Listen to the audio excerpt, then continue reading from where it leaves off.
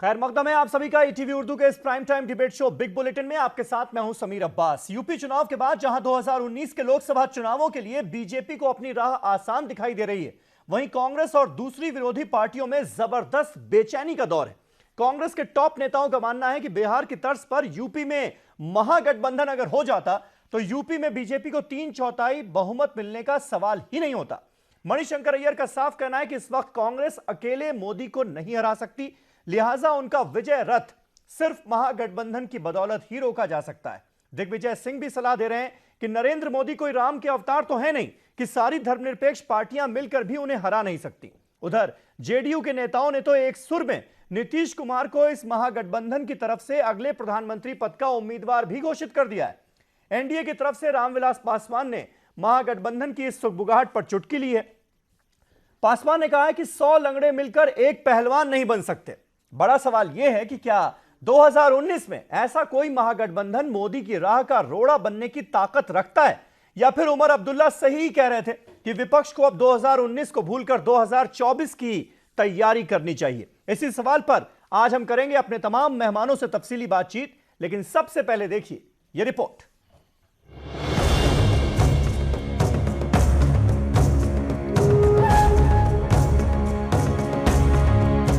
Uttar Pradesh assembly इंतखाबात में BJP को मिली जबरदस्त जीत ने ये साबित कर दिया है कि आने वाला लोकसभा इलेक्शन 2019 में बीजेपी से मुकाबला सूरज को चिराग दिखाने के बराबर होगा। इसलिए अब हम ख्याल सेकुलर जमातों के पास लोकसभा इलेक्शन 2019 के लिए इत्तेहाद के अलावा कोई दूसरा रास्ता नहीं है। नताइज से घबराया हुआ अपोजिशन अब 2019 की बात करने लगा है और कह रहा है कि अगर मुत्तहिद नहीं हुए तो 2019 में भी इसी तरह के नताइज सामने आएंगे।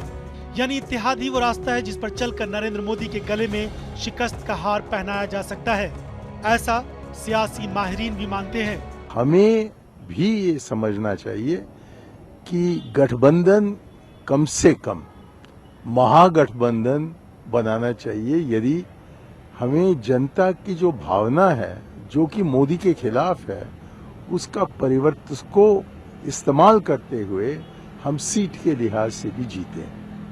ये नहीं कि कांग्रेस खत्म, ये भी नहीं कि राहुल हटाओ कांग्रेस जीत जाएगी। उत्तर प्रदेश में अगर सपा, बसपा और कांग्रेस ने मिलकर के चुनाव लड़ा होता तो 300 से अधिक सीट उनके खाते में आती। बिहार में इसी तरह का प्रयोग किया गया था। 3/4 के बहुमत से हमारा महागठबंधन जीता। बिहार का फॉर्मूला ही देश का फॉर्मूला है, महागठबंधन बनाओ और भाजपा को पराजित करो। कि सभी विपक्षी दल इकट्ठे होंगे तो इस एजेंडे को पराजित किया जा सकता है। शिकस्त का सामना करने वाली इन पार्टियों के लिए बिहार के तर्ज पर अजीम इत्तेहादी बीजेपी को रोकने के लिए एक वाहिद रास्ता है। वहीं अब ये बात साफ हो गई है कि बीजेपी के खिलाफ सेकुलर सियासी पार्टियों का इत्तेहाद ही कामयाबी की जमानत है। सेकुलर सियासी पार्टियां मुत्तहिद होंगी तो बीजेपी को कौमी सतह पर शिकस्त का सामना करना पड़ेगा, लेकिन अगर वो अपनी अपनी डफली और अपना राग अलापती रही तो बीजेपी को रोकना मुश्किल ही नहीं नामुमकिन हो जाएगा। मैं समझता हूं कि सभी राजनीतिक दलों को 2019 की अब तैयारी में लग जाना चाहिए। समय बहुत कम है, 2 साल है, और जो अभी 5 राज्यों के चुनाव हुए और फिर आगे अभी गुजरात का और कर्नाटक का चुनाव होगा 2019 से पहले, ये दोनों महत्वपूर्ण चुनाव होंगे और उससे एक संकेत तो जाएगा कि आने वाले लोकसभा में लोगों की मंशा क्या है। कांग्रेस ने ये स्वीकार कर लिया कि वो अकेले नरेंद्र मोदी का मुकाबला नहीं कर सकते, और यूपी में देख लिया कि अखिलेश यादव के साथ मिलकर भी मुकाबला नहीं कर सकते। तो अगले चुनाव में चाहे राहुल गांधी अकेले आए या सभी लोगों के साथ आए, कोई नरेंद्र मोदी का मुकाबला नहीं कर पाएंगे। देखिए, देश की जनता इस तरह के गठबंधनों को देख चुकी है। इंद्र कुमार गुजराल, चंद्रशेखर, देवगौड़ा, इनकी सरकारों को लोग देख चुके हैं, और लोग फिर एक बार देश में कोई अस्थिरता नहीं चाहेंगे, और नरेंद्र मोदी जैसा मजबूत और एक निर्णय लेने वाला एक ऐसा प्रधानमंत्री लोग देखना चाहेंगे। इसलिए लाख ये दम लगा लें, लेकिन 2019 के अंदर नरेंद्र मोदी ही देश के प्रधानमंत्री बनेंगे। ऐसी सूरत में अगर आइंदा लोकसभा इंतखाबात में कोई हुकूमत मुखालिफ लहर चली तो ठीक, वरना मोदी लहर का मुकाबला मुमकिन नहीं। रही बात अजीम इत्तेहाद की, तो इस सिलसिले में सिर्फ यही कहा जा सकता है कि मोदी लहर को रोकने के लिए ख्याल अच्छा है। Bureau report, ETV news.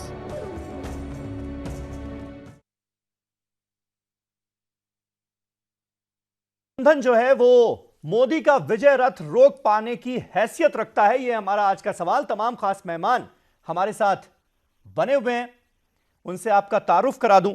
हमारे साथ हैं ऋतु सिंह जो कि बीएसपी की लीडर हैं, हमारे साथ स्टूडियो में मौजूद हैं। अनुराग वर्मा साहब जो कि सीनियर जर्नलिस्ट हैं, वो हमारे साथ स्टूडियो में मौजूद हैं। साबिर अली साहब सीनियर लीडर बीजेपी के, भारतीय जनता पार्टी के, वो हमारे साथ मौजूद हैं। पंखुड़ी पाठक नेशनल स्पोक्सपर्सन समाजवादी पार्टी के हमारे साथ हैं। निखिल मंडल साहब जेडीयू के स्पोक्सपर्सन हैं, पटना से हमारे साथ इस बहस का हिस्सा हैं। और पीएल पुनिया साहब कांग्रेस के सीनियर लीडर और नेशनल स्पोक्सपर्सन, वो भी हमारे साथ इस बहस का हिस्सा हैं। सबसे पहले साबिर अली साहब, मैं आपसे जानना चाहूंगा, अभी तो विपक्ष आपसे यह उम्मीद कर रहा था कि जीत का आप जश्न मनाएंगे, जीत की थोड़े दिन खुमारी दिखेगी, लेकिन आपने आह्वान कर दिया 2019 के लिए। अब पूरा विपक्ष एकजुट हो रहा है, कह रहा है महागठबंधन ही इस जीत का रास्ता रोक सकता है। देखिए, खुमारी जीत की इस देश के जिन जिन प्रदेशों में इलेक्शन हुआ वहाँ की जनता होली मनाई। खुमार सबके लिए, किसी एक पार्टी के लिए नहीं, पार्टी के वर्करों ने मनाई। और जितना जश्न होना चाहिए तो पार्टी ने मनाई। या जश्न की भी या किसी चीज़ की एक इंतहा है, वहीं तक जाना चाहिए। मैं समझता हूं कि जो जिम्मेदारी इस देश की जनता ने, प्रदेशों की जनता ने अपनी सरकार चुनी है, जो जिम्मेदारी दी है, भारतीय जनता पार्टी उसको निभाने में ज़्यादा अहमियत रखती है, ज़्यादा ध्यान देगी। और आने वाले चुनाव का 2019 का मैं समझता हूं कि सब पार्टियां, हर जहन में इलेक्शन जब आना करीब होता है तो सब लोग ध्यान में रखते हैं, हमारी पार्टी भी ध्यान में रखती है।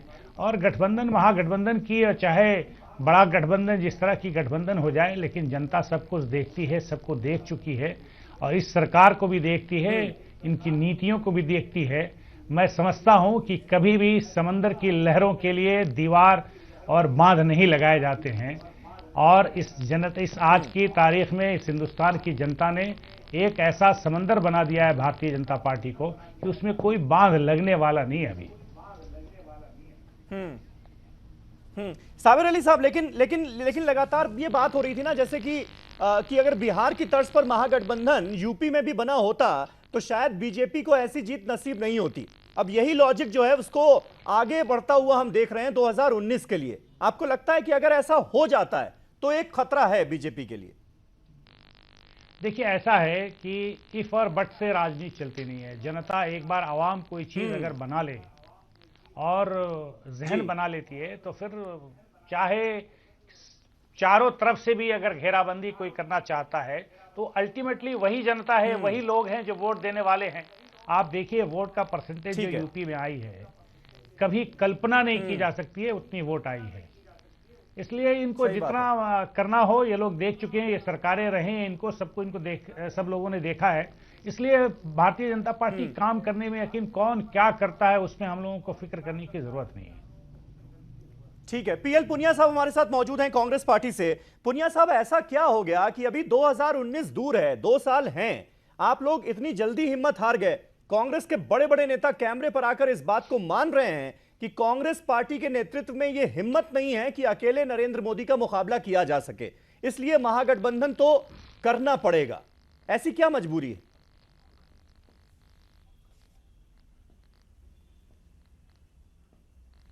देखिए, जो भी कह रहे हैं, जो बयान दे रहे हैं, वो उसको पार्टी से कोई वास्ता नहीं है और पार्टी उसको एक सिरे से खारिज करती है। अभी कोई इस तरह का निर्णय नहीं लिया और गठबंधन की बात करने लगे। गठबंधन क्यों करेंगे? आप जानिए, अब उत्तर प्रदेश हार गए तो जैसे लगता है जैसे पूरा हिंदुस्तान हार गया। भाई, आप पंजाब के भी चुनाव हुए हैं, मणिपुर के भी हुए हैं, गोवा के भी हुए हैं। तो ऐसा नहीं है कि भारतीय जनता पार्टी एक सिरे से लेके और चलती जा रही है। और ये सही है कि उत्तर प्रदेश में हमारा नतीजे अच्छे नहीं रहे, लेकिन अगर जनता के साथ में जो हम करेंगे, पूरा नौजवानों के साथ, पूरे संगठन के साथ में जनता के बीच में जाएंगे और उसको बताएंगे कि भारतीय जनता पार्टी केवल प्रचार ही प्रचार करती है, वास्तविकता जनता के बीच में कुछ पहुंचा ही नहीं। आप किसानों की बात करते हैं, किसानों को उन्होंने क्या दिया? आप नौजवानों की बात करते हैं कि 2 करोड़ रोजगार हर साल देंगे, उसमें क्या किया? एक भी कोई व्यक्ति हमको नहीं मिलता जो कहे कि नरेंद्र मोदी जी हमने इलेक्शन के दौरान सुनी भी पुनिया साहब, लेकिन क्या आप इस बात को खारिज कर रहे हैं कि नहीं, ये सब महागठबंधन बताया की कोई जाएगा। जरूरत है ये 2019 सब में? बताया जाएगा। नहीं, पुनिया साहब, एक सीधा सवाल यह है कि क्या आप इस बात को, इस मांग को खारिज नहीं, कर रहे अभी हैं कि महागठबंधन अभी की कोई कोई जरूरत है मोदी को हराने के लिए 2019 में?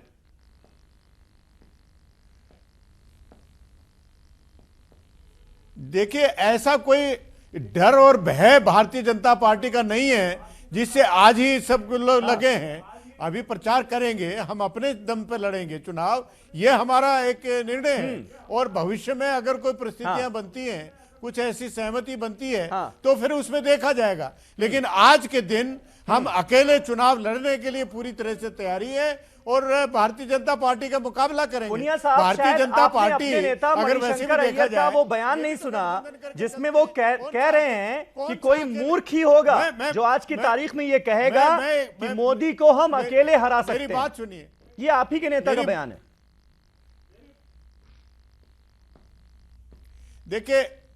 देखिए पूरी दुनिया की विजडम और पूरी काबिलियत और बुद्धिमत्ता सिर्फ उन्हीं में नहीं चली गई।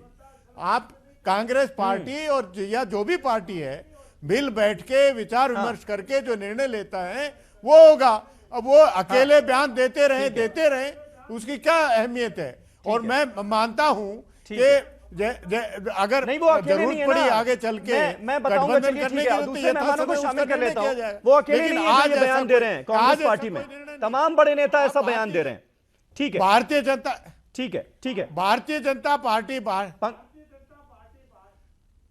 नहीं बयान पंकुड़ी पाठक देते रहे हमारे तो साथ उससे मौजूद क्या है, फर्क समाजवादी पड़ता है? पार्टी की उससे सिर्फ स्पोक्सपर्सन यही जाहिर होता है पंकुड़ी, कि मैं आपसे कांग्रेस जानना पार्टी चाहूंगा, में- पहले तो कहां कांग्रेस अखिलेश पार्टी- यादव को लेकर ये कांग्रेस बातें होने पार्टी लगी में थी कि उनमें भविष्य का नेता नजर आ रहा है, कुछ लोग प्रधानमंत्री पद का दावेदार उन्हें बता रहे थे। लेकिन अब जब से ये महागठबंधन की सुगबुगाहट शुरू हुई है, तब से कहीं उनका नाम नहीं है कि अखिलेश यादव के नेतृत्व में हम 2019 का चुनाव लड़ेंगे। महागठबंधन का हिस्सा होगी समाजवादी पार्टी?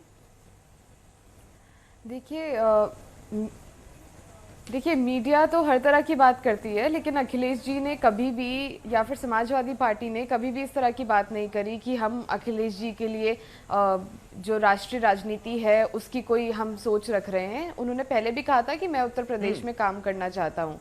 तो ये कहना कि हम देखिए, लोगों आप- के कोई आप नेशनल नरेश एम्बिशन अग्रवाल के थे, बयान ये को एक भूल तरफ गई। से ये गलत होगा एकदम। नरेश और- अग्रवाल आपके और नेशनल जहाँ- लीडर हैं। नहीं उन्होंने ये देखिए, बात कही अगर थी। कोई ये खुद। कहता है, मुझे याद है, आप अगर भूल ये गए। उनमें देखिए, अगर कोई कहता है कि उनमें काबिलियत है तो इसमें कोई शक नहीं है कि उनमें काबिलियत है। और अभी अखिलेश जी का राजनीतिक करियर जो है वो बहुत लंबा है। ये एक चुनाव है, अभी 2 साल में एक चुनाव होना है, उसके बाद 3 साल में एक चुनाव होना है। तो राजनीतिक करियर उनका कोई अभी खत्म नहीं हुआ है, अभी बहुत समय है।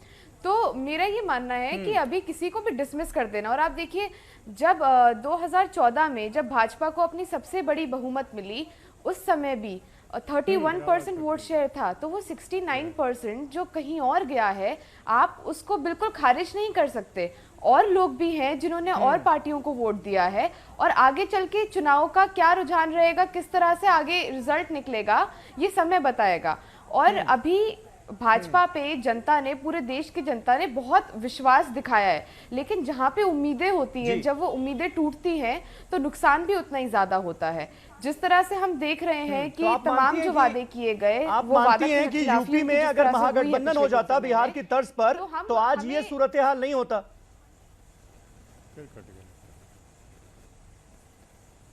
देखिए, क्या हो जाता क्या नहीं होता, मुझे लगता है कि ये कोई चर्चा का विषय नहीं है। हम लोगों की तरफ से भी कुछ कमी रही होगी, और भाजपा का जहां तक हमने देखा कि हर तरह का पैतरा उन लोगों ने इस्तेमाल किया, जो कि एक साफ सुथरी अच्छी राजनीति में जो नहीं करना चाहिए। जिस तरह की बातें धर्म को लेके, जाति को लेके, जिस तरह की तमाम बातें हुई, जिस तरह का एक बहुत ही निचले स्तर पे आके अल्टीमेटली तो वही है ना, जो जीता वही सिकंदर। तो ये सब चीजें बहुत सारे किया, ये तो मायने रखता है ना। ठीक है, रितु सिंह जी, अगर इस तरह का कोई महागठबंधन बनता है तो उसमें बीएसपी की, मायावती की क्या भूमिका होगी? आप देखिए, अभी तो गठबंधन की कोई बात ही नहीं है, क्योंकि अभी भाजपा सरकार आई है और अभी इनको जिस तरह इन्होंने दूसरे प्रदेशों में किस तरह का सब कुछ आप देख रहे हैं कि कितने खरे उतरे हैं, और अभी इनको यूपी में भी प्रूफ करने की जरूरत है कि ये जो वादे करते हैं, क्योंकि लोग इनको जान चुके हैं 3 साल में कि ये वादे करते हैं। हाँ। लेकिन अभी इनको और लोग जानेंगे, क्योंकि अभी लोगों का थोड़ा बहुत विश्वास जो है बना हुआ था, इनको यूपी में सत्ता मिली है। लेकिन जब लोगों का विश्वास टूटेगा तब भाजपा शायद वापिस आने के बारे में यूपी में लेकिन नरेंद्र मोदी के नाम पर वोट पड़े ना, मोदी को अल्टीमेटली जिताने की कोशिश की गई और जिता दिया गया। तो 3 साल से तो नरेंद्र मोदी प्राइम मिनिस्टर थे ना। आप देखिए, अगर उनके काम पसंद नहीं आ रहे होते तो यूपी में ये हाल नहीं होता। जिस तरह लोगों का विश्वास बनता है, हाँ। उसी तरह अचानक टूटता भी है जब आदमी सत्ता में काम नहीं करता। ये बात सही है। तो इसी तरह आप देखिए भाजपा अब क्या आगे करती है, क्या उनकी रणनीति है, किस तरह वो यूपी में खरे उतरते हैं, ये सब सारी चीजें जो हैं अभी आपको 6 महीने बाद ही आपको पता लगने लग जाएगा लोगों को कि नरेंद्र मोदी जी जिस तरह की झूठ की राजनीति कर रहे हैं और आगे अब लोगों को दिखाई देने लगा है। अभी लोगों को थोड़ा भ्रमित है। लेकिन बीएसपी अपने अंदर झांक कर कब देखेगी, क्योंकि इस चुनाव में तो आपका सुपड़ा साफ हो गया ना, पार्टी खत्म हो गई एक तरह से। किसी का भी नहीं होता हार, ऐसे तो अब मैं ये कहूंगी कांग्रेस का भी सुपड़ा नहीं, तो कुछ सोचना तो पड़ेगा ना, आत्ममंथन आत्मचिंतन तो कुछ करना पड़ेगा ना 2019 के लिए, अगर अपने वजूद को कायम रखना। बोले जाते हैं आप बताइए, कांग्रेस ये कितने सालों बाद वापस आए हैं, तो इनका भी टोकरा ऐसी साफ हुआ था। तो सबका हाल यही होता है, ऐसा नहीं है। और कोई ना कोई फिर वापस भी आता है, तो लोग इनसे भी पूछेंगे। अभी इनको लोग देखना चाहते हैं, तब मैं इनसे आपसे उसी दिन पूछूंगी अब इनका टोकरा कैसे साफ हुआ। ठीक है, तो इस तरह ठीक है। निखिल पार्टी मंडल साहब जेडीयू के स्पोक्स पर्सन तो हमारे साथ मौजूद हैं। निखिल मंडल साहब, जेडीयू के तमाम बड़े नेता जो हैं वो 4 कदम आगे ही चल रहे हैं। वो कह रहे हैं कि महागठबंधन भी बने और साथ ही साथ नीतीश कुमार उस महागठबंधन के नेता भी हो, और लड़ाई जो है वो नीतीश कुमार वर्सेस नरेंद्र मोदी होनी चाहिए, तभी कुछ हल निकलेगा, वरना तो 2019 गया, मतलब तय हो चुका है ये। देखिए सब फिर कट गए। नहीं, देखिए समीर भाई, ऐसा है कि गठबंधन की जो मांग है वो एक जायज मांग है, और मुझे लगता है आज की जो भारत की राजनीति जिस तरह से चल रही है, निश्चित रूप से आज गठबंधन एक समय की मांग है, और इस समय के मांग को हमारे मुख्यमंत्री नीतीश कुमार जी ने समय से पहले समझा और जाना, और उसी तर्ज पे हमने ट्राइड एंड टेस्टेड। अब तो आप ये कह सकते हैं कि बिहार में हमने जो महागठबंधन किया वो काफी सक्सेसफुल रहा, तो अब वो ट्राइड एंड टेस्टेड है, और उसी आधार पे हमने यूपी में भी कोशिश की, एक बार नहीं 2-2 दफे हमने कोशिश की कि वहां भी महागठबंधन का आकार ले, और उसी तरह जिस तरह बिहार में हमने जीत अर्जित की थी, निश्चित तौर पे उसी तरह से जीत हम यूपी में भी जीत अर्जित करते। लेकिन ठीक है, कई दफे चीजें वर्कआउट नहीं होती और यूपी में वर्कआउट नहीं हुआ, और शायद इसी वोटों के बिखराव के कारण आज वहां पे बीजेपी की लहर दिख रही है। जबकि सच्चाई, आप हमारे बीजेपी के साथी कह रहे थे वोटिंग परसेंटेज की बात, तो वोटिंग परसेंटेज तो आप लोकसभा से लेके चाहे किसी भी प्रदेश में जहां जहां चुनाव हुआ है, तो वोट के आधार पे तो बीजेपी हारी ही है। लेकिन है क्या कि डिवीजन, बाकी जितने विपक्ष के पार्टी हैं उनका डिवीजन ऑफ वोट हो जाता है, और डिवीजन ऑफ वोट के फायदा बीजेपी को पहुंचती है। तो मुझे लगता है कि आज की डेट में महागठबंधन जो है समय की मांग है। और जहां तक आपने दूसरी बात कही नीतीश कुमार जी की बात, तो इसमें कोई शक नहीं है। देखिए, एक ह्यूमन नेचर भी है। मैं जेडीयू से बिलोंग करता हूं, तो निश्चित रूप से मैं अपने नेता को सर्वोच्च पद पे देखना चाहूंगा, राहुल गांधी को कांग्रेस वाले देखना चाहेंगे, ये एक स्वाभाविक बात है। लेकिन इसके साथ ही ये कहा जा सकता है कि नीतीश कुमार जी की राजनीतिक जीवन को अगर देखा जाए, काफी लंबी अवधि से, चाहे वो एमएलए हो, एमपी हो, या मिनिस्टर हो, या सेंट्रल में मिनिस्टर हो, या चीफ मिनिस्टर हो, किसी भी चीज को उन्होंने किसी भी पद को जस्टिफाई किया है। उस आधार पे हमें लगता है कि मुख्यमंत्री नीतीश कुमार जी ना सिर्फ हमारे नायक हैं, बल्कि देश के नायक बनने लायक हैं।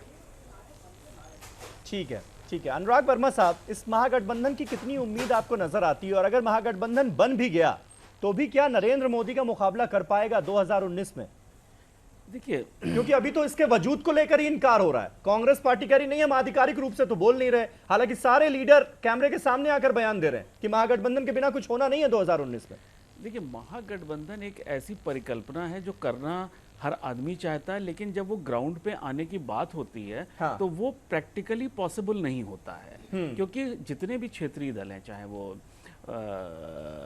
उत्तर प्रदेश में समाजवादी पार्टी हो, चाहे बहुजन समाज पार्टी हो, बिहार की लालू की पार्टी हो, या नीतीश की पार्टी हो, ये कहीं ना कहीं एक मत को या एक कम्युनिटी को लेके लीड कर रहे हैं, जो बेसिकली इनकी राजनीति है।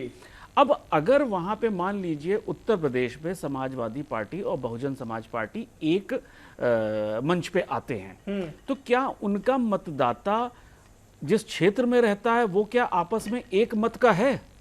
वहां उल्टा कॉन्फ्लिक्ट ज्यादा होगी और फायदे की जगह नुकसान हो जाएगा। एक बिहार को एक वो मॉडल पूरे देश के लिए मान लेना और सोच लेना, ये कोई समझदारी नहीं है। बिहार के चुनाव में सिर्फ महागठबंधन एक एंगल नहीं था, और भी एंगल से जिसकी वजह से वहां पे बीजेपी की हार हुई और महागठबंधन की जीत हुई। अगर ये महागठबंधन यूपी में होता तो शायद मुझे जो लगता है कि वो कुछ नहीं कर पाता, क्योंकि वहां के समीकरण डिफरेंट है। वहां सबसे पहले तो कौन लीडर होगा, इसी बात पे सबसे पहले मतभेद होते और वो महागठबंधन बनने से पहले ही टूट जाता। अगर मान लीजिए कहीं कुछ होता तो जितनी बार भी गठबंधन बने हैं वो सरकार में जब आते हैं, मान लीजिए एक बहुत मैं वाइल्ड थॉट लेके चलता हूं, महागठबंधन बन गया, नरेंद्र मोदी को हरा दिया और बन गया, लेकिन उसके बाद क्या होगा? उसके बाद तो सारे अपने आप को प्रधानमंत्री पद का ही तो दावेदार मानते हैं। एक सरकार में 5 या 7 प्रधानमंत्री कैसे हो पाएंगे? फिर उसके बाद तो जो हार होगी वो और ज्यादा दर्दनाक होगी। साबिर अली साहब, लेकिन क्या अभी जिस तरह की सूरत हाल नजर आ रही है, क्या बीजेपी ये मानकर चल रही है कि उसके लिए बहुत फेवरेबल सिचुएशन है, जहां पर अलग अलग पार्टियों के नेता ये कहते हुए नजर आते हैं, ये मानते हुए नजर आते हैं कि हम नरेंद्र मोदी का मुकाबला नहीं कर सकते 2019 में, अगर अकेले लड़े तो महागठबंधन बनाना ही पड़ेगा? तो ये तो आपके लिए बहुत विन विन सिचुएशन हो गई। नहीं, देखिए ऐसा है, अभी तक 2019 तक नरेंद्र मोदी जी इस देश के प्रधानमंत्री हैं। उन्होंने जब भी अपनी बातें रखी, उन्होंने कहा इस देश में काम करने की बहुत आवश्यकता है और काम कर रहे हैं, और काम के साथ साथ जो पारदर्शिता है, ट्रांसपेरेंसी अभी तक कोई सरकार ने नहीं दी जो नरेंद्र मोदी जी ने दी। उन्होंने गरीबों की, पिछड़ों की, मजबूरों की, मजलूमों की जो बात किया और उसके लिए काम किया प्रैक्टिकली, वो अभी तक जितनी भी सरकारें रही उस पैटर्न पे काम नहीं किया। इसलिए आप देखिए कि यूपी सिर्फ एक प्रदेश नहीं है, यूपी इस देश की सबसे बड़ी प्रदेश है और उसकी आबादी पूरे यूरोप की आबादी से ज्यादा है। 80 सीटें जहां से आती है वहीं से सरकारें बनती और बिगड़ती हैं। आप वहां पे 40% से ऊपर 43% परसेंटेज एक पार्टी को वोट आना, आप इसको ये समझ लीजिए कि साफ लोगों की जहनियत की आवाज है कि अगला प्रधानमंत्री भी इस देश का नरेंद्र मोदी होंगे। ये मैं नहीं कहता हूं, इस देश की आवाम कह रही है। आपने कहा पेल पुनिया जी हमारे बड़े भाई हैं, मैं बहुत अच्छे शख्सियत हैं, मैं उनके बात को कहता हूं कि आप पंजाब जीते, आपको मुबारक हो, लेकिन पंजाब में हम वहां बहुत छोटी पार्टी थी, हमारी कभी भी दावेदारी नहीं थी। हमारी दावेदारी थी उत्तराखंड में, हमने वहां पे आपकी सिर्फ 2 डिजिट में 1 नंबर आगे रहे, और मैं समझता हूं मणिपुर में हमारी एक भी सीट नहीं थी। हमारी गोवा में सरकार थी, वहां हमने चंद सीट लूज की, लेकिन चूंकि दूसरे जो पार्टियां थी उनकी विश्वसनीयता हमारे पार्टियों पर रही, हमारी सरकार वहां भी बनी। तो मैं समझता हूं कि इस देश का मूड बिल्कुल बना हुआ है कि सरकार अगली किसकी होगी और कौन अपने वादे का पक्का और सच्चा है। अब बनावट से कांग्रेस पार्टी ने 3-2 से मुकाबला जीता था ना साबिर भाई, वो तो आपने 4-1 बना दिया इसको बाद में। अरे भाई समीर भाई, फिर जीतने के बाद जो असेंबली में जीत के आता है, जो सदस्य होता है, उसकी रुझान किस तरफ जाती है, चूंकि चुनिंदा जिसने चुना उसी को चुना है, संगठन और अपने लोगों से जीते कहा जाता है। इनके जितने नेता जीते सब दूसरी पार्टियों से आए हैं। आप बताइए, चाहे उत्तराखंड हो, चाहे मतलब उत्तर प्रदेश हो, जितने लोग हैं सब दूसरी पार्टियों से, इनका अपना वजूद क्या था? अगर ये क्या कहते हैं धरातल पे आ जाते हैं, अगर ये काम जो इन्होंने एक शर्मनाक काम किया, दूसरी पार्टियों से काम किया, अगर वो ना करते और अपने आप ये चुनाव लड़ते, अपने संगठन पे लड़ते, तो ये कहीं दिखाई भी नहीं देते। सियासत करने वाले ये सिर्फ हम लोगों की पार्टियों से तोड़ के ही आए हैं। हमारे यहाँ सियासत में लोगों की, हम जब बात कर रहे हैं मैडम, आपने बात की, हमने नहीं टोका। हर पार्टियों में दूसरे पार्टी के लोग जब उनके विचारधारा से, उनकी सोच से, उनके कार्यकाल से, उनके नेताओं से नहीं जमता है तो वो सियासी वर्कर है, उनको ये छूट है किसी और पार्टियों में जाने के लिए। और यहाँ पे कोई इस देश का पार्टी नहीं है जो इससे वंचित है। आपके यहाँ भी दूसरे पार्टी से बहुत लोग आए, समाजवादी से आए, आपको निर्दलीय आए, समाजवादी से निकाले हुए आए, ये दावा तो कोई पार्टी कर ही नहीं आप सकती। चर्चा करेंगी तो ये आपका घर ज्यादा शीशे का है इसमें। खैर इस पे चर्चा करना मुनासिब नहीं। ठीक है। पीएल पुनिया साहब हमारे साथ मौजूद हैं। साबिर भाई, पुनिया साहब, मैं आपसे जानना चाहूंगा, कांग्रेस पार्टी के तमाम बड़े नेता ये बात कर रहे हैं, मणिशंकर अय्यर ही इकलौते नेता नहीं है। आपकी पार्टी के महासचिव हैं दिग्विजय सिंह, उनका बयान मैं कोट कर देता हूं। उन्होंने कहा कि नरेंद्र मोदी कोई खुदा या राम के अवतार तो है नहीं कि देश के सभी धर्मनिरपेक्ष दल अगर इच्छा शक्ति दिखाकर साथ आ जाते हैं तो मोदी को 2019 में हराया जा सकता है। अब इससे ज्यादा क्लियरली और क्या कहा जा सकता है? अभी भी क्या आप ये मानेंगे कि नहीं, राहुल गांधी के नेतृत्व में ही 2019 के चुनाव लड़ने हैं?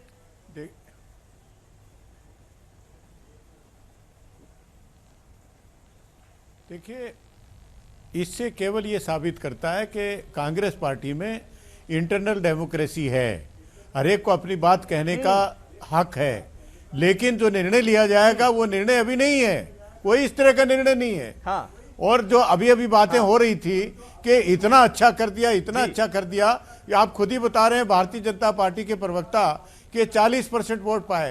अरे अगर ये स्वीकार करते हो तो 60% तो इनके अगेंस्ट ही है, 60% इनके अगेंस्ट गए। और इन्होंने भी स्वयं गठबंधन किया। 2014 में कितने दल हैं जिनके साथ इन्होंने गठबंधन किया?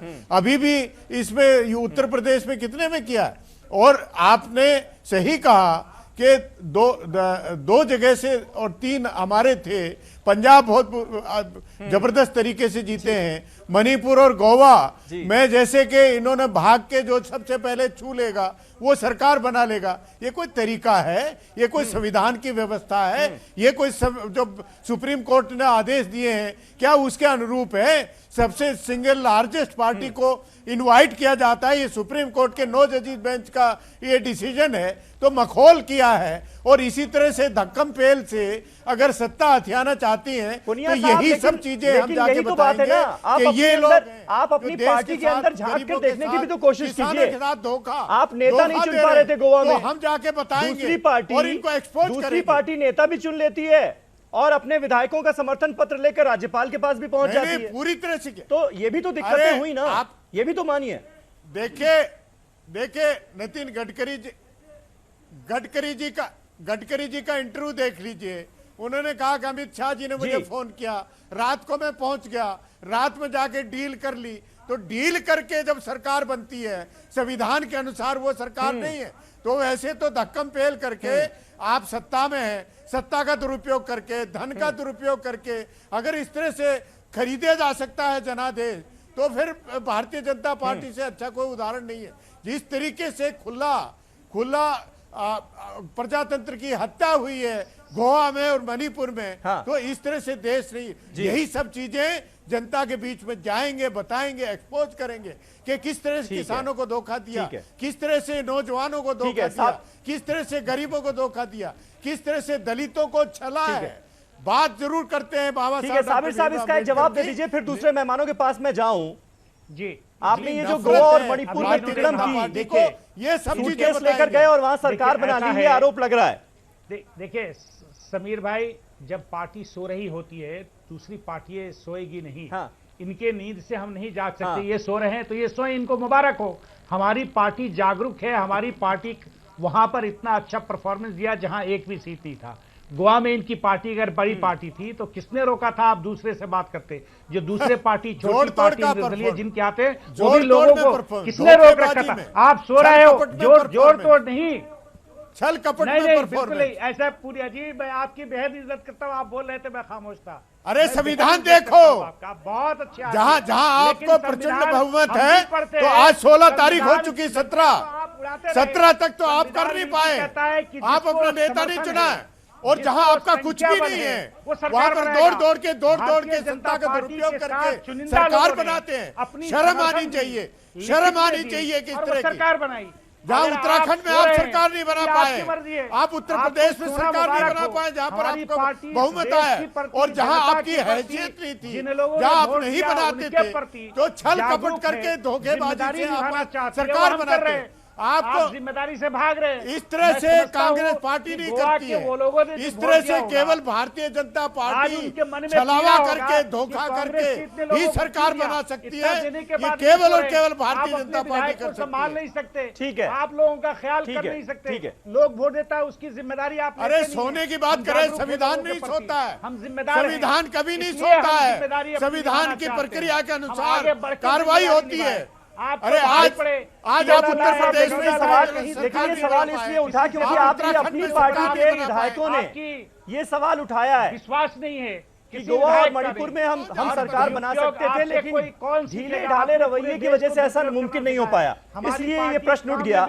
चलिए इस प्रश्न को यहीं छोड़ देते हैं और महागठबंधन के सवाल पर आ जाते हैं कि महागठबंधन का नेता जिस तरह से नीतीश कुमार को बनाने की बात हो रही है, क्योंकि बात हो रही थी अखिलेश यादव की, राहुल गांधी के नेतृत्व पर भरोसा खत्म हो गया। खुद कांग्रेस पार्टी के नेताओं का जो बयान आया वो ये साबित करता है। अखिलेश यादव यूपी में हारने के बाद, करारी हार के बाद इस दौर से बाहर हो गए ऐसा माना जा रहा है। मुलायम सिंह यादव पहले से हाशिए पर हैं, लालू यादव चुनाव लड़ नहीं सकते, इसलिए नीतीश कुमार का नाम अब सामने आ रहा है और जेडीयू ने गठबंधन के नेता के तौर पर नीतीश कुमार का नाम आगे बढ़ाया है। क्या नीतीश कुमार नरेंद्र मोदी का रास्ता रोक सकते हैं 2019 में? इस पर बहस होगी। एक छोटा सा ब्रेक लेते हैं। तमाम खास मेहमान हमारे साथ बने हुए हैं, फौरन होते हैं हाजिर।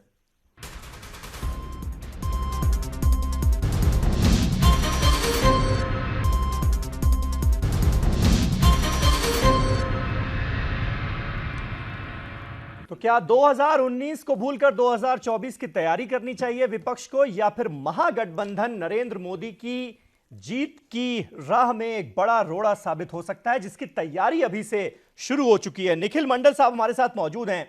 निखिल मंडल साहब, रामविलास पासवान साहब बखूबी जानते हैं आप उनको, केंद्रीय मंत्री हैं, लोक जनशक्ति पार्टी के अध्यक्ष हैं, और उनका एक बड़ा चुटीला बयान आ जाया। उन्होंने कहा कि 100 लंगड़े मिलकर भी एक पहलवान नहीं बन सकते, यानी अगर ऐसी कोई कोशिश हो भी रही है तो वो जाया ही जाएगी।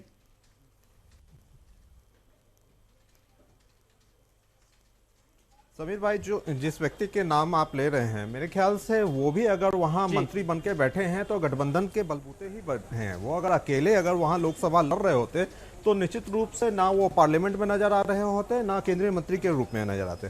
तो खैर ये उनकी अपनी सोच है। हाँ। लेकिन मैंने पहले भी कहा और आज भी कह रहा हूं, और सिर्फ इसलिए नहीं कि ये हमने सोचा है और हमने पहले ट्राइड एंड टेस्टेड फार्मूला दिया है। अगर आप सिर्फ बीजेपी की भी बात करेंगे तो वो भी गठबंधन के सहारे ही राजनीति में है। आज की जो राजनीति है, चाहे आप लोकसभा की बात करें, लोकसभा में भी उन्होंने चाहे जिस स्टेट के भी छोटे से छोटे दल से भी गठबंधन किया और उसी के सहारे उन्होंने नैया पार किया। तो ये एक सच्चाई है। मेरे ख्याल से हमारी पार्टी की आज जो पॉलिटिक्स है उसके हिसाब से हमारी पार्टी की सोच है कि आज गठबंधन भारत की मांग है, भारत की राजनीति में गठबंधन को स्वीकार है। छोटे छोटे दल जो हर एक राज्य के हैं उसकी अपनी एक अहम भूमिका है। तो मेरे ख्याल से समय कम है, 2019 में काफी समय नहीं है, तो उस समय को सोचते हुए ये एक चीज मैं यहाँ कह दूंगा, मंडल साहब नेता तो आपको तय करना पड़ेगा ना। जैसे कांग्रेस के वरिष्ठ नेता सीपी जोशी का बयान मैं सुन रहा था, उन्होंने कहा कि राहुल गांधी के नेतृत्व में ही 2019 का चुनाव लड़ा जाएगा और नरेंद्र मोदी को कड़ी चुनौती पेश की जाएगी। तो ये आप राहुल गांधी के नेतृत्व में क्यों नहीं लड़ना चाहते? नहीं समीर भाई, मैं अगली बात यही कह रहा था कि टीवी पे डिबेट के सहारे तो हम नेता को नहीं चुन सकते। जितने भी पॉलिटिकल पार्टीज हैं उसके जो बड़े कद के जितने नेता हैं जो कि चीज़ों को रखते हैं और कहीं ना कहीं फैसला लेते हैं, वो तमाम दल के नेता वहां बैठेंगे और तब संयुक्त रूप से एक लीडर की भूमिका किसे दी जाएगी वो तय होगा। तो निश्चित रूप से इस पे, लेकिन इससे पहले हमें महागठबंधन का स्वरूप तैयार करना होगा और उस महागठबंधन को लेकर के एक लीडर को पेश करना होगा, क्योंकि हमारे ख्याल से अब समय काफी कम है। और सिर्फ ये जो बार बार कहा जा रहा है कि महागठबंधन सिर्फ मोदी जी को हराने के लिए तैयार किया जा रहा है, ऐसी बात नहीं है। मोदी जी को हराने की क्या बात है? मोदी जी तो ऑलरेडी हार रहे हैं। अगर वोटों की संख्या की बात और परसेंटेज की संख्या की बात है, तो डिवीजन ऑफ वोट को रोकने के लिए हम दोबारा गठबंधन की बात कर रहे हैं। और मोदी जी जो 2014 में जितने वायदे किए थे, अगर उनके काम की पृष्ठि को मंडल साहब, ऐसी कौन सी हार और ऐसी कौन सी जीत हुई है जिसमें परसेंटेज देखी गई है? उन्होंने रखा था। हाँ नहीं, ऑब्वियसली ठीक है, नहीं देखी गई है, लेकिन हमें यह भी याद रखना होगा कि 2014 के बाद बुरी तरह से बीजेपी दिल्ली में हारी। बिहार में हारी, पंजाब में हारी, तो ये भी आपको याद रखना पड़ेगा। सिर्फ कुछ स्टेट जिसमें बीजेपी जीत गई है उसी को ट्रेंड सेट नहीं कहा जा सकता। ठीक है अनुराग वर्मा साहब, लेकिन जिस तरह से ये खबरें आई और जिस तरह से ये बातें अब चल निकली हैं, अभी से 2019 की तैयारी में जुटने का आह्वान नरेंद्र मोदी भी अपने सांसदों को कर रहे हैं और सारी पार्टियां, जो विपक्षी पार्टियां हैं, वो भी लामबंद होती हुई नजर आ रही हैं। क्या भारत की राजनीति में नरेंद्र मोदी का कद इतना ज्यादा बड़ा हो चुका है कि सारी पार्टियां अब मिलकर मुकाबला करने की सोच रही हैं, अकेले कोई लड़ ही नहीं सकता? देखिए, ये कुछ हद तक जितने भी दल हैं, देखिए कांग्रेस के डिक्लाइन के बाद हुआ क्या कि जो उसका वोट बैंक था, धीरे धीरे करके वो क्षेत्रीय दलों के पास चला गया। उन क्षेत्रीय दल अपने अपने क्षेत्र में एक पावर सेंटर बनते चले गए। वो मोरलेस कहीं ना कहीं किसी ना किसी समय वो कांग्रेस का ही वोट बैंक रहा हुआ है, कांग्रेस का ही वोट रहा है, जो आज क्षेत्रीय दल के रूप में है। आज अगर उसे यूनाइट करने की हम बात करते हैं तो वो और कॉम्प्लिकेटेड नेशनल लेवल पे वो बहुत कॉम्प्लिकेटेड सिचुएशन है। वो विजुलाइज करना भी बड़ा मुश्किल काम है कि आप उसका एक महागठबंधन का स्वरूप क्या होगा। अगर आप बिहार की बात करें भी तो भले ही वो महागठबंधन जीता, लेकिन सारे दल एक जगह नहीं आए थे। और सरकार बनने के बाद भी अभी तो चलिए चल रहा है, क्योंकि लालू जी इतना एक्टिव राजनीति में इस समय इस तरह से नहीं कर पा रहे हैं। लेकिन अगर वो सरकार में होते, मतलब वहां फिर अहम की लड़ाई होती कि कौन मुख्यमंत्री होगा। वहां तो ऐसा एक ऐसी परिस्थितियां रही कि जो है एक समन्वय बन गया। अगर ये आप राष्ट्रीय स्तर पे करेंगे, जैसे जेडीयू के हमारे सहयोगी कह रहे हैं कि वहां पे हम नीतीश कुमार को महागठबंधन का नेता मानेंगे और वो मोदी से टक्कर लेंगे, तो क्या नीतीश कुमार की एक्सेप्टेंस क्या बिहार से कुछ हद तक यूपी में हो सकता है, कुछ हद तक 2-4 स्टेट के अलावा क्या तमिलनाडु में कोई उनका एक्सेप्टेंस होगा या साउथ में कहीं होगा? वो विजुलाइज करना ही बड़ा ही मुश्किल काम है। तो मुझे नहीं लगता कि महागठबंधन इस समय जो सिचुएशन है, अगर मोदी को कोई रोक सकता है तो जो मुझे लगता है वो खुद कोई ना कोई भाजपा की ही ऐसी गलती होगी जो रोकेगा।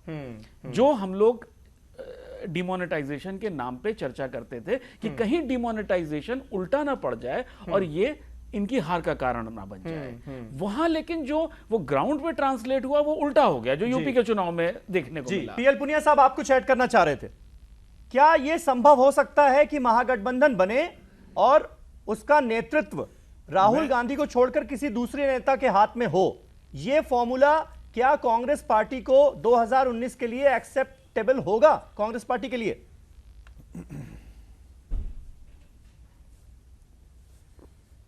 देखिए, महागठबंधन होना, कौन उसका नेता होना, ये सब काल्पनिक सवाल है, तो उसका उत्तर नहीं दिया जा सकता।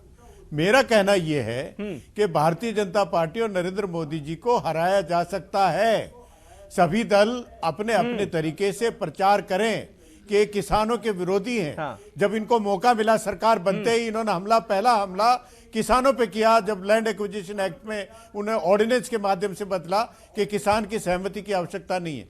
जब इनको मौका मिला इंटरनेशनल मार्केट में, जब क्रूड ऑयल के प्राइसेस कम हुए तो कीमतें कम होने का मौका था, लेकिन उन्होंने 2 लाख करोड़ इन्होंने अपना खजाना भरने का काम किया, लेकिन जनता में उसको पास ऑन नहीं किया।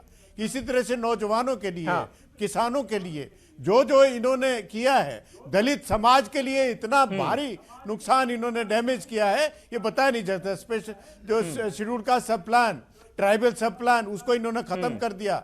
रिजर्वेशन प्रमोशन की ये चर्चा नहीं करना चाहते। निरंतर हम लोग सवाल उठा रहे हैं पार्लियामेंट में, लेकिन वो चर्चा नहीं करना चाहते। रोहित वेमुला को वो दलित ही मानने को तैयार नहीं है। गुजरात में जब मरे हुए जानवरों को उठाने पे मार खाते हैं और उनको अगर ना उठाए तो भी मार खाते हैं। और इनमें उत्पीड़न के मामलों में भारतीय जनता पार्टी हमेशा कभी दलित उत्पीड़न के जो विक्टिम है उनका साथ नहीं दिया। हमेशा जो उत्पीड़न करने वाले उनका उन्होंने साथ दिया। जितने भी भारतीय जनता पार्टी की सरकारें हैं, प्रदेश सरकारें, उसमें सबसे ज्यादा उत्पीड़न के, दलित उत्पीड़न के मामले भारतीय जनता पार्टी की सरकार जहां है वहां से है। तो इनके इतना मसाला है, ये सारी बातें आप बताएंगे जाएं और इनकी पोल खोलें, वही उसके लिए काफी इनको। ठीक है साबिर साहब, क्या आप ये मानेंगे कि चुनौती आपके लिए भी बड़ी है? इतना आसान नहीं होगा 2019 जितना आप समझ रहे हैं शायद। देखिए, ऐसा है 2019 के लिए हमारी पार्टी की अपनी रणनीति, लोगों के बीच जाना, लोगों को, अपने वर्करों को, लीडरों को भेजना, उनके साथ समन्वय करना, हमारी क्या रणनीति है, उसमें हम लोग चाक चौबंद हैं। और हमें पता है इस देश में राजनीति में लोगों के पास जाके उनके समस्याओं को सुनकर समाधान करने का हमारा लक्ष्य है। और मैं समझता हूं कि अभी पीएल पूनिया जी जिस तरह की बात कर रहे थे, रिजर्वेशन की बात कर रहे थे, उत्पीड़न की बात कर रहे थे, मुझे लगता है कि अपने 60 साल की उनके पार्टी की जितनी भी जीवन कथा है वो भूल गए। जितनी भी समस्याएं उत्पन्न हुई इस देश में, ये कांग्रेस की, मैं समझता हूं, अच्छा, अपना नहीं बताना चाहते, उनकी देन। अरे 3 साल का हिसाब हमारा देना कुछ होगा। हुआ ही नहीं। अरे हम तो 3 साल में आप ही को आप देना कह रहे होगा। थे कि रिजर्वेशन 3 साल का हिसाब आपकी हमसे नहीं लिया सरकार जा में थी, सकता। आप सरकार हमसे में नहीं थे, लिया जा तो सकता। मैं समझता हूं 3 साल का हिसाब आप ही को देना होगा। तब तो आप 3 साल के जो आपके कारनामे, आप चर्चा जो भी नहीं कारनामे, करना उसका चाहते थे। जवाब आपको जहां देना से कोई होगा। उत्पीड़न का आप मामला बच नहीं आता है, सकते उसको आप उसमें। बोलने नहीं देते नरेंद्र थे। मोदी भाग नहीं आप सकते लोगों की उससे। बांटने की बात वो जो करते किया थे। है कारनामे, आप लोगों को विभाजन उसका करने जवाब की देना बात होगा, करते उसका थे। हिसाब ऐसा देना लगता होगा। है कि पूरे देश की ठीका आपने जिस तरह अपने कमरे में बंद कर लिया था, अब वो खुल गया है। अब इसको इस देश की आवाम, इस देश की जनता बर्दाश्त अरे करने वाली 3 नहीं साल है। का और हिसाब ना ही आपको समझने को देना तैयार है। होगा। हम आपने 3 साल के हिसाब की बात 60 कर रहे साल में हैं। जितने और आपकी जो कारनामे मानसिकता किए, है, जो आपके दलित 60 विरोधी साल के मानसिकता है, कारनामे, सदियों पुरानी, 60 साल वो में आपकी लोग मानसिकता उसको है। आपको उसके ठीक बारे है, में कर बताएंगे। बताएंगे। एक एक करके पुनिया साहब, 60 साल पुनिया आप- साहब, अरे 3 साल का हिसाब दीजिए। साबिर साहब अब हमने ये जो बताइए, किया, वो जो किया साबिर हमने साहब ये भुगता। बताइए, लेकिन अब 3 साल का जवाब आप ही को देना होगा। पुनिया साहब आपने अपनी बात कह ली, मुझे सवाल तो पूछ लेने दीजिए।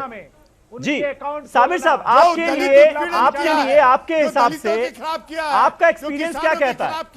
2019 में आपके लिए फेवरेबल सिचुएशन किस हालत में होगी अगर राहुल गांधी के नेतृत्व में लड़ा जाता है चुनाव या नीतीश कुमार के नेतृत्व में लड़ा जाता है? ये सरकार ने अरे 3 साल का हिसाब तो आप ही को देना होगा। अरे 3 साल में 3 साल का हिसाब हमारे पे अगर तराजू पे नरेंद्र मोदी को देना पे होगा। तौलेंगे 3 तो साल का हिसाब 60 साल कांग्रेस के पार्टी से नहीं जितने मांग अच्छे सकते। कारनामे हैं, जो हमने काम जो है, पीछे उससे किया, ज्यादा हमने बेहतर हमारा भुगता। 3 साल निकलेगा। हम भुगत रहे लेकिन हैं। आपके जो एक बड़े एक काम पुनिया है, साहब, उसका हिसाब को पुनिया आपको साहब, देना पड़ेगा।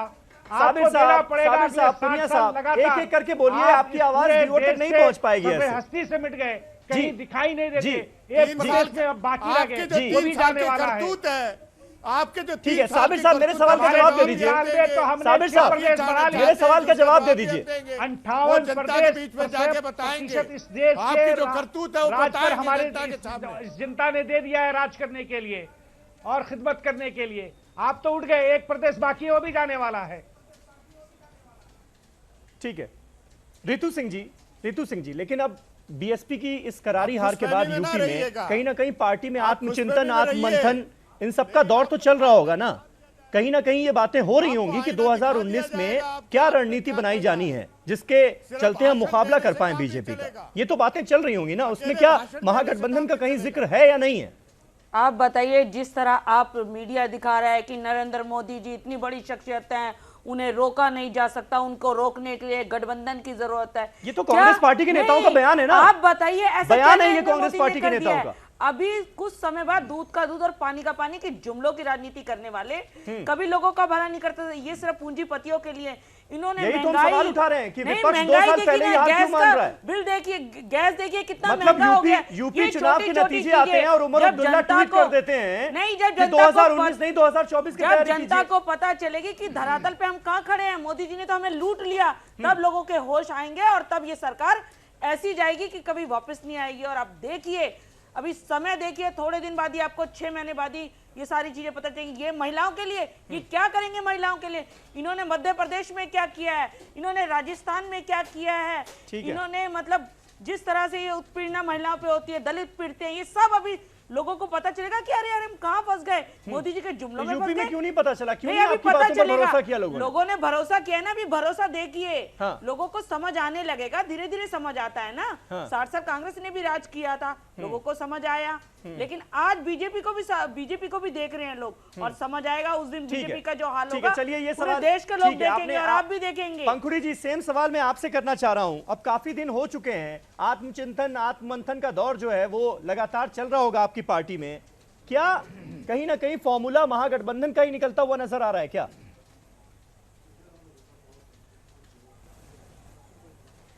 देखिए समीर भाई, अभी जो चिंतन फिलहाल हम लोगों की पार्टी में चल रहा है वो इस बारे में है कि हम लोगों के चुनाव की रणनीति में क्या कमी रह गई।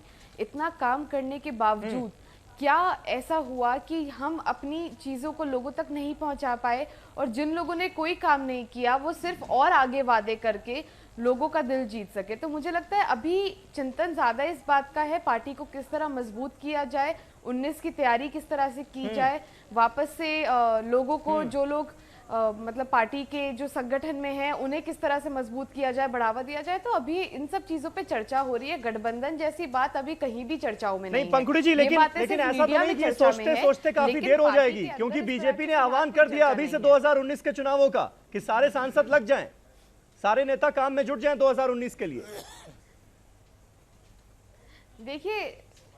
देखिए सोचना तो पड़ेगा। नतीजा आए हुए अभी ज्यादा समय नहीं हुआ है, और जहां तक भाजपा की बात है तो बहुत कड़े सवालों का उनको जवाब देना पड़ेगा 19 में।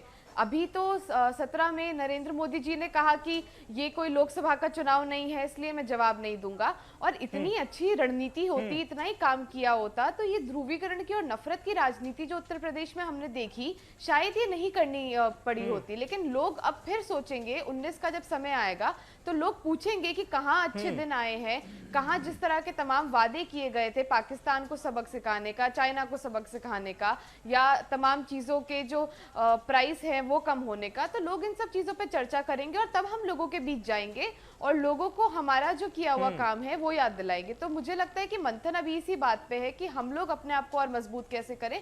गठबंधन को लेकर किसी तरह की कोई चर्चा इस समय नहीं है। ठीक है साबिर अली साहब, एक सवाल मैं आपसे ये जरूर पूछना चाहूंगा, खासतौर पर मुसलमानों को लेकर सवाल पूछे जा रहे हैं। यूपी में जिस तरह से आपने यूपी में किसी भी मुस्लिम उम्मीदवार को टिकट नहीं दिया, और अब जो पार्टी की रूपरेखा नजर आ रही है, अभी आपकी सरकार नहीं बनी है, बरेली में कुछ जगह पोस्टर्स लग गए कि अब मुसलमानों को यहां से निकाला जाएगा, एक जगह पर मस्जिद में भारतीय जनता पार्टी का झंडा फहराने की कोशिश की गई, मतलब इस तरह की खबरें आने लगी हैं। आप कैसे भरोसा दिलाएंगे मुसलमानों को कि आप सबका साथ सबका विकास की नीति पर चलेंगे यूपी में? मैं समझता हूं समीर भाई, आपको बखूबी वाकिफ है कि अभी भी सरकार, जब तक कि हमारी सरकार नहीं बनती तो सरकार की बागडोर अभी भी अखिलेश जी के हाथ में है। क्यों नहीं उन लोगों को पकड़ के आपने दंडित किया, और पोस्टर किसने लगाया, इसके परिणाम किस तरह के लोगों ने लगाया? क्या ये जरूरी, ये क्या नहीं हो सकता है कि ये सरकार जो आने वाली सरकार है अच्छा काम कर रही है उसको बदनाम करने की साजिश हो सकती है? मैं समझता हूं कि वो पार्टियां जो अपने आप को, फिर मैं कहता हूं कि सेक्युलरिज्म की अलमबरदारी करती है, क्योंकि उनको इसी सियासत से अपनी उन्होंने दुकान चमका रखी है, जिन लोगों ने ऐसा काम और बांटने की, और ये कहते हैं नफरत की बीज किसने बोई? सबसे दंगा कहां हुआ? इससे पहले दंगा कहां हुआ? किसकी सरकार थी? 2136 दंगे किसके सरकार में हुए? और ये लोग यही कह के मुसलमानों को डराते रहे और देश को बांटने का काम किया, लोगों में भेदभाव पैदा की, लोगों में नफरतें पैदा की। ये इस तरह के भाषण किसने दिया? इन पार्टियों की वजूद कैसे आई? इन पार्टियों की वजूद ऐसे आई कि लोगों के अंदर चढ़ बढ़ कर बोलते रहे, भड़काते रहे, बहकाते रहे, कमजोर करते रहे, उनको पढ़ाई से बंद करते रहे, मस्जिद को मजबूत करते रहे। किसकी सत्ता, किसकी सियासत, किसकी राजधानी? चलिए ठीक है, किसकी सियासत? आप ये भरोसा दिला रहे हैं कि ऐसी कोई घटना नहीं होगी आपके राज में। अपने जात की भी लीडर रहेंगे और मुसलमान का भी लीडर रहेंगे। को ये भरोसा जरूरी है। बहुत बहुत शुक्रिया, बहुत बहुत शुक्रिया साबिर अली साहब, बहुत बहुत शुक्रिया। वक्त मेरे पास खत्म हो चुका है, इसलिए इस डिबेट को मुझे यहीं खत्म करना होगा। निखिल मंडल साहब, रितु सिंह जी, पंखुड़ी पाठक, पीएल पुनिया साहब, बहुत बहुत शुक्रिया। अनुराग जी, आपका भी हमारे साथ इस बहस में शामिल होने के लिए। कल एक नए टॉपिक पर नई डिबेट के साथ हाजिर होऊंगा। महागठबंधन बनता है या नहीं बनता है, ये आने वाला वक्त बताएगा। कल एक नए टॉपिक पर नई डिबेट के साथ हाजिर होऊंगा। तब तक के लिए शब बखैर।